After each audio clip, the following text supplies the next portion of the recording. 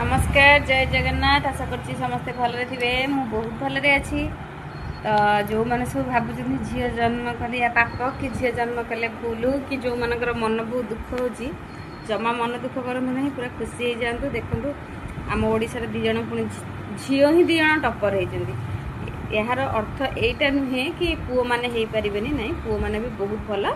माने पुओ मानक तो समस्ते भल पाउछन। पुओटीए हेले घरर माने खुशी गोटे अलग प्रकार थाए, पूरा आनंद रे घर भरी जाए जे कौन ना पुओ हेची। किंतु नाई आज्ञा सेमती नुहे, पुओ झियो सबु समान।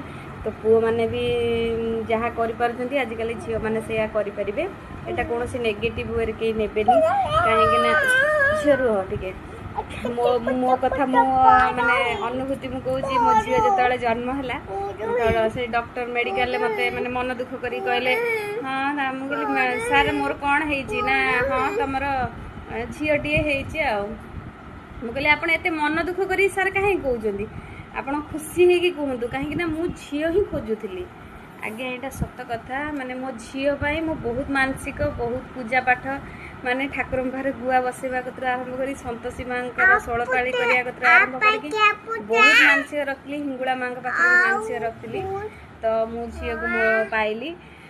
तो जार भी झील हो कहीं भी मन दुख करतु नहीं, यहाँ मोर अनुरोध। तो